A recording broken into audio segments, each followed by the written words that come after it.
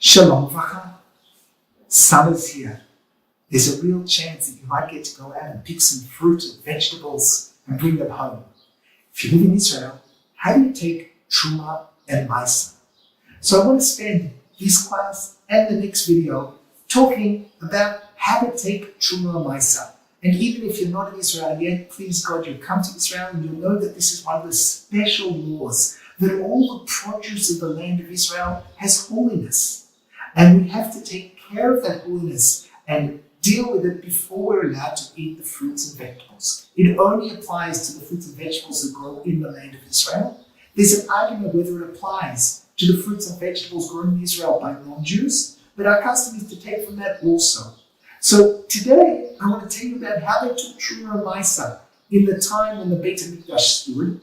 And then in our next video, we'll talk about how to practically do it today. So, there are 5 different gifts and portions and things that need to be given from any produce that grows in Israel. Fruits, vegetables, grains, 5 different things, and at any given time, 4 of them apply. The first one is called Trumah Gedolah, the big gift. Trumah Gedolah is the person needs to take some of the produce and give it to a kohen. If a person has grapes and figs, they need to take some of the grapes and some of the figs and give them to a kohen. How much does a person have to give to the kohen? Well, from the letter of the law from the Torah, even the smallest amount. You harvested all your grapes, you could get away with giving him 1. But the rabbis came along and said, don't be so stingy. The average person should give 2%. 1 out of 50 of their produce. So the Trumah Gedolah is given to the Kohen. It's given as 2%, and the Kohen can only eat that in absolute purity, in Tahara. The Kohen eats that, and only the Kohen and his family can eat that in purity. It's a really interesting halacha. The Kohen's wife can also eat it. But if, God forbid, he passes away, then the Kohen doesn't get to eat it. And the Kohen's wife doesn't get to eat it anymore. There's a great sugya in the Gemara. This lady is eating her grapes. She's married to a Kohen. She's eating them in purity. And then someone comes along and says to her, I'm really sorry to tell you, your husband just passed away. And what's her question? Can I swallow?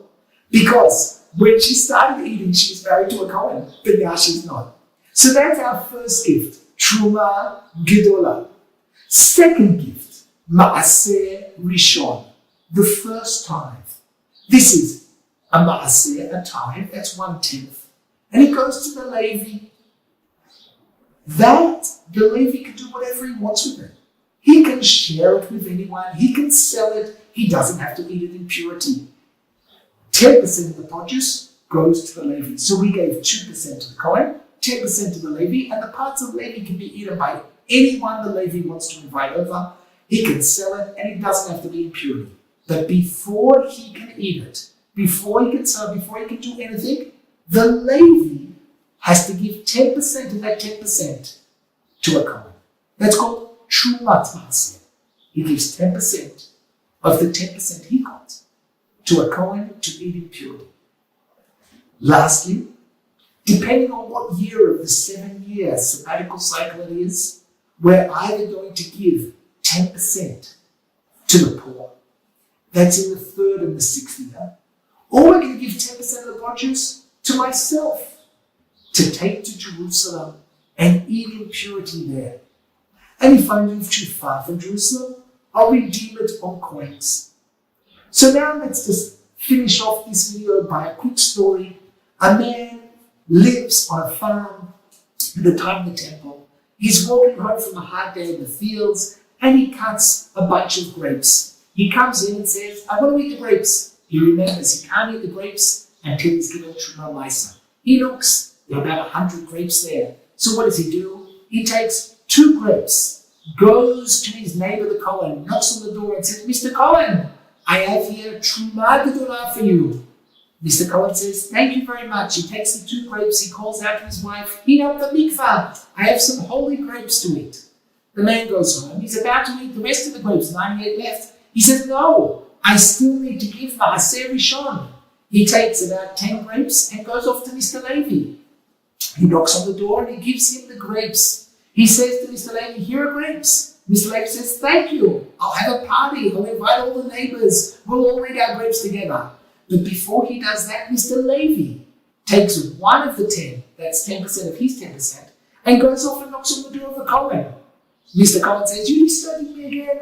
He says, no, it's not me, it's Mr. Levi. And Mr. Levi gives him 10% of his 10%, Trumah Maasar. The man goes home, he takes 10% of his grapes. He says, next time in Jerusalem, at Sukkot, I'll eat these grapes, but they won't last until then. He redeems them on a coin, he transfers the whole to a coin, he puts the coins aside, and when he goes up for the Shlosh Regalim, he'll eat the grapes in Jerusalem in purity, or at least their value. He'll have a coin, he'll buy food, and that food he'll eat in purity. Now he can sit down and eat the rest of his grapes. In our next video, we'll see what we do today when we take Trumah Maasar. Thank you.